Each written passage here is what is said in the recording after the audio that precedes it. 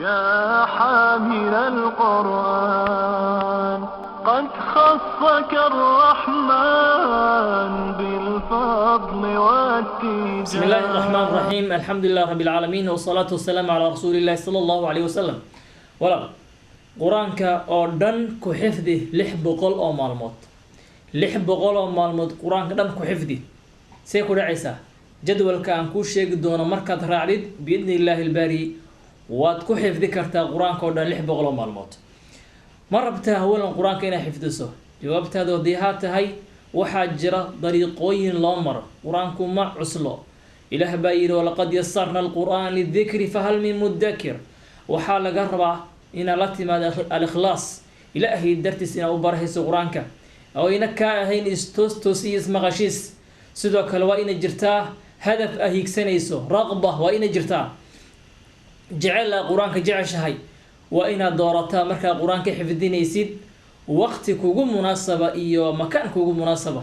مال أن بوغل هين أو مسكحة دقيلة أن أكينين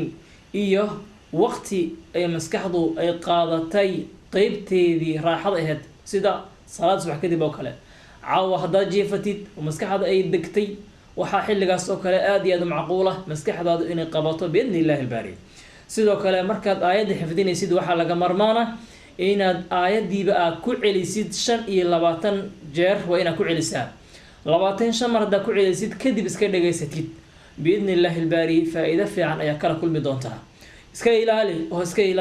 ilaali inaad 5 mar inta xifdisid tiraadid waa iska dhageysanayaa taas waxa ka qaadaysa inaad ka bixi weysa ku caajisto saasa sameeynin 25 mar biidnillah waa in akhrisaa sidoo kale waxa loo baahan yahay almuwaadaba inaad joogtaysid oo aad ku joogtayntu waxa waaye hadhihin 2 bilo fasaxan qaadanaya 3 bilo iska maqnaanaya sanad iska maqnaanaya kadib aan bilaabay lama rabo muwaadaba ina jirtaa sidoo kale mar walba waxaan dhahaa hadaad rabtid haday kugu cuslaato aayad ama suurad ama juz waa lagu dukadaa hadaa ku dukatid bacda alfaatixa faatixa ma akhris kadib hadaa akhrisid biidnillah way fududaa doonag aad ba u sahlan doona salaadaas waxa waa salaada faradka ahna karta sunnada salaatu leelka wax la wixii sunnaha dhan biidnillah albaari waxaa muhiim ah Allah subhanahu wa ta'ala inaan ka baqnaa wattaqullaha yu'allimukumullah Allah subhanahu wa ta'ala yiri lama rabo adigoo macaasi iyo dambi iyo xaaraan iyo xan ku dhex jirtid inaad tiraadid waxaan rabaa quraanku inuu ii sahlanaado way culus tahay sidoo kale kalaamka raxmaanka iyo kalaamka shaydaanka hal qalbi ayaa leedahay lama galaan ma ja'ala Allahu rajulan min qalbayn fi jawfi mustikada iyo mustikan jaclaanaya quraanka waa jaclaanaya hal qalbi isku keenaya macquul ma hal qalbi baa leedahay labadaasna waa laba lidku ah kalaamka raxmaanka iyo kalaamka shaydaanka marka waxa fiican inaad u go'do kalaamka raxmaanka waxa ka helaysa xasilooni qabow iyo ka helaysa biidnillaahi albaari idan aan galno jadwalka marka jadwalkii oo muhiimadana tahay 600 oo maalmood ku xifdiga quraanka oo dhan say ku noqonaysaa 3 aan qaybahayna 4 bil oo hore maalmo xisaabiyo falbarka iyo juz'amaha hal marxalad ka dhigaya waxa ku dhamay kartaa 4 bilood iyo wax lamida falbarka 9 alif iyo juz'am waa inuu ku dhameeyaa 129 maalmood biidnillaahi albaari inta kale aan jadwalka saxda ka waabarigiisa marka jadwalka saxda waa kana juzka labaad juz tabaarak juzka labaad markuu ku jiriyo oo mursalaadka bilaawiyo waxa la siinayaa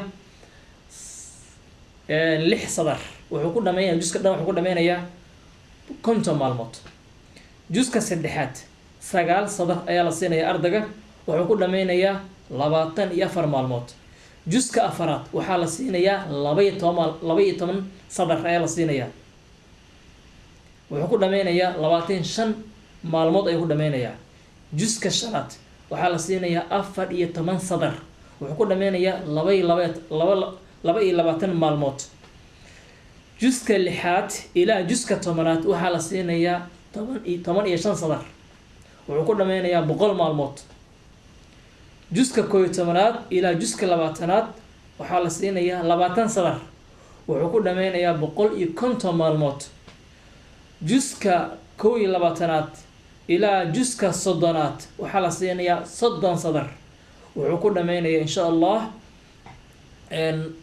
boqol maalmood. saas waxay iskugu tahay 600 oo maalmood oo dhan ayuu quraanka oo dhan ku dhameynaya biidni Ilaahi.